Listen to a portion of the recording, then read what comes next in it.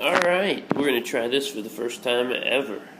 You guys are going to take notes, so even though you're watching this lecture, I still expect your notes to be complete in your notebook. I expect you to complete all the practice I give you. So we're doing 4.5. We're solving quadratics. We're solving x squared using a root. Alright, so we're going to look at all the different pieces of that. The first thing you need to know is the product property. Product property is pretty simple.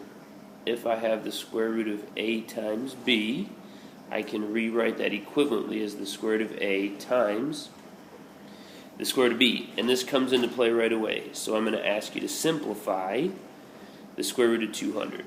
So, because I know 200 has a perfect square inside of it, I know 2 times 100.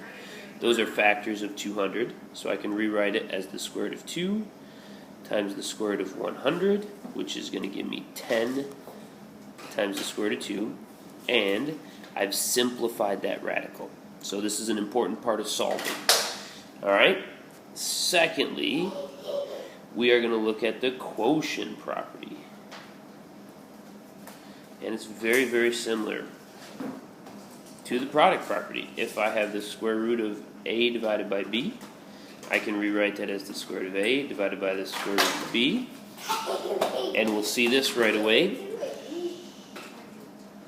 If I have the square root of 2 over 25, I can write that as the square root of 2 divided by the square root of 25, which is the square root of 2 over 5.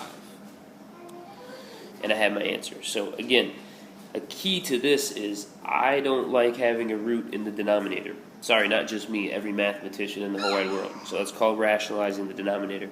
We want to write that without that root. Alright? So, I think you guys are ready to practice. So let's set you up for a little bit of practice. I would like you to simplify each of these. Oops. The square root of 80. I would like you to simplify the square root of 6 times the square root of 21. And I would like you to simplify the square root of 7 over 16. Okay? Now would be a great time to hit pause on your recording. That way you have the opportunity, once you've written these down, to go to your notes and solve them. So, I'll see you in a minute. Let's see if you got them right. Alright, welcome back. I'm going to start with the third one. I'm going to rewrite that as the square root of 7 divided by the square root of 16, which is the same as the square root of 7 over 4. So I've simplified that expression. Again, I'll emphasize, I took the root out of the denominator. Alright, and that's going to be pretty key. Alright, if we come over, I'm going to go to the first one now.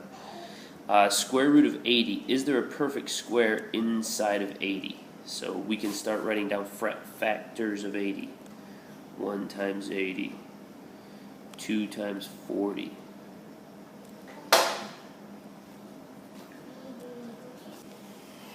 Sorry, we just had the baby. The baby just had a problem. I'm back now. 2 times 40. What else? 4 times 20. 5 times 16. Oh, what do you notice about 16? It's a perfect square. So I can write this as the square root of 5 times the square root of 16, which is the same as 4 square roots of 5. So I simplified my radical. I was able to pull out a perfect square, which is that 16. Alright? If we do the middle one, 6 and 21, I don't believe they have any perfect squares between them.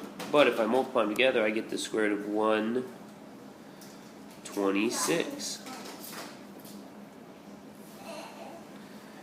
So what are the factors of 126? Take some time to write them out. You will find that I have the square root of 9 times the square root of 14. So square root of 9 is 3 times the square root of 14. And again, I use my perfect squares. Sorry, that's the wrong perfect square. I use this perfect square to rewrite. So if you look all the way across all these examples, we looked at perfect squares in order to simplify each of the radicals. Alright. now let's go to the second half of today. So for the second half of the day, we want to rationalize the denominator. And just like we were talking about before, we do not like having roots in the denominator. So if I look at this first example, the square root of 5 divided by the square root of 2, that turns into the square root of 5 divided by the square root of 2, which really doesn't help me very much because I still have a root in the denominator. Alright, and it's not a perfect square, so I can't get rid of it. If I look at my second example, I have a root. I have a 7 plus the square root of 2 in the denominator. So, what do? Well, we have three situations if you want to rationalize the denominator. Man, I can't believe I keep doing that. Rationalize the denominator. And we have three situations. If you have a root by itself, all you do is multiply by that root. So if I go back here to the previous page and I take a look, if I have the square root of 2 on the bottom, I'm going to multiply by the square root of 2. The square root of 2 times the square root of 2 is, let's think about that for a second, the square root of 4. And the square root of 4 is just 2. So I got it. Now, anytime you have a fraction and you do something to the denominator, you also have to do it to the numerator.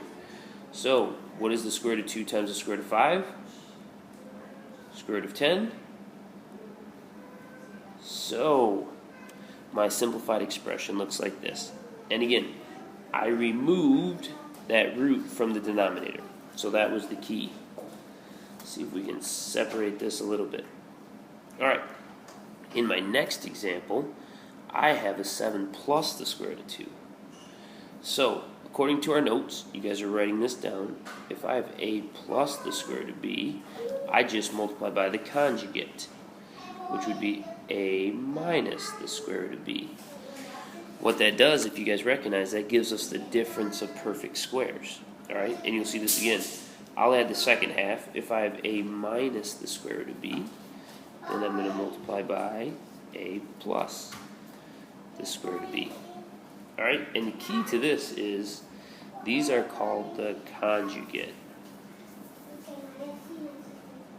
And what the conjugate gives us is the difference of perfect squares. Alright? So let's go back. Let's take a look at this problem. If I have 7 plus the square root of 2, I want to multiply by, kind of like that blue color, 7 minus the square root of 2. If I do that in the denominator, I have to also do it in the numerator. And now it's just a matter of FOIL. We can just distribute to get everything else. So 3 times 7, in the numerator, I'm going to end up with 21. 3 times minus the square root of 2 is minus 3 square root of 2. Alright, and then the denominator, I'm going to walk you through this the whole first time, but it's the difference of perfect squares. So 7 times 7 is 49. 7 times square root of 2 is minus 7 square root of 2. Positive square root of 2 times 7 gives me plus 7 square root of 2. And square root times square root gives me minus the square root of 4. So that will help me out a ton. On top, I get 21 minus 3 square root of 2. Those cancel out on the bottom, and I end up with 49 minus, and the square root of 4 is just 2. So this is pretty sweet. My roots are gone in the denominator. I've rationalized it, and I have a simplified expression. Perfect. Should be easy for you guys to do, huh? Alright, so your job right now, whether you want to or not, is to take a look at these two problems and complete them in your notes. Your directions are going to be to simplify. So I would like you guys to simplify. Press pause, go, solve. Sorry, I didn't mean solve, I meant simplify. Press pause, do it. Alright, welcome back. How'd you do? I'm going to do this one first because it's easier. I get the square root of 9 divided by the square root of 8. Alright, I know the square root of 9 is just 3, but on the bottom, I can't leave a root down there. Instead of just multiplying by the square root of 8, though, I know I can simplify this as the square root of 4 times the square root of 2. I know there's a perfect square in there, so that gives me 3 over 2 times the square root of 2. Now I just have to take care of that root, which is the square root of 2. So according to my notes, I just need to multiply by that root. Alright, so that gives me 3 times the square root of 2. And then on the bottom, it's going to give me 2 times the square root of 4, which is just 2. So it's going to give me 4. Perfect. I have no root in the denominator. It looks great. Alright, if I jump on the other one, here I'm going to have to use my conjugates. I have 4 minus the square root of 11, so I'll use 4 plus the square root of 11. I also have to do that on top. So once we distribute and we multiply, on top I will have 8 plus 2 square root of 11. And on the bottom, take advantage of your difference of perfect squares. I have 16 minus the square root of 121. And the square root of 121 is 11. So I have 8 plus 2 square root of 11. On the bottom I have 16 minus 11, which is 5. And if you take a look, I have no roots in my denominator on either case. So I know that I've simplified. Very good. Alright, one last piece to the puzzle. Now I'm going to ask you guys to solve using this information that we know. Abigail's watching. Abigail, do you know how to do this? Say it louder. I don't know. She's going to watch with you guys. Alright, the first one I want you to solve is this. 3x squared plus 5 equals 41. So, instead of simplifying, I am going to ask you to solve, so there's different directions here. Go. Hit pause. Let's see what you can do.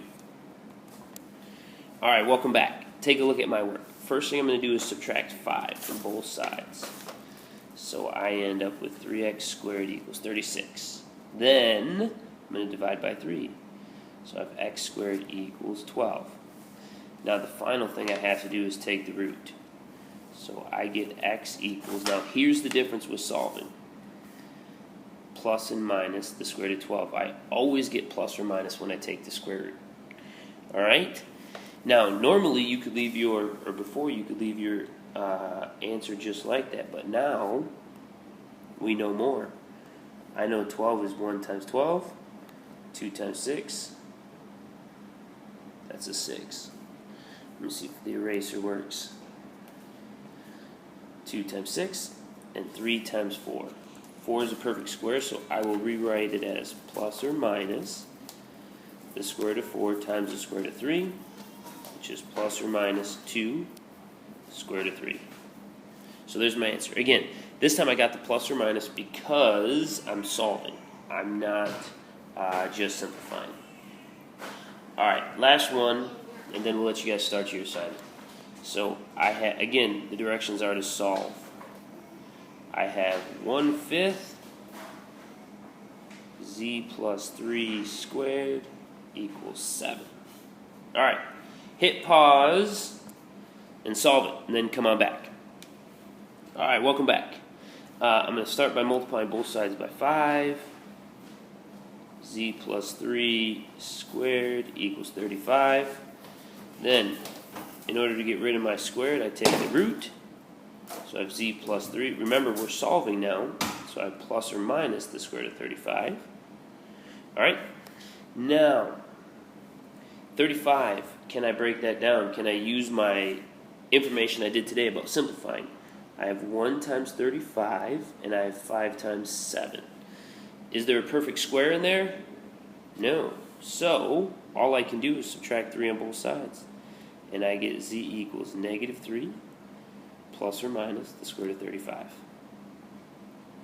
And that's the way I have to leave my solution. I don't have to worry about rationalizing the denominator because there's no root in the denominator. Alright, I'll get out of your way.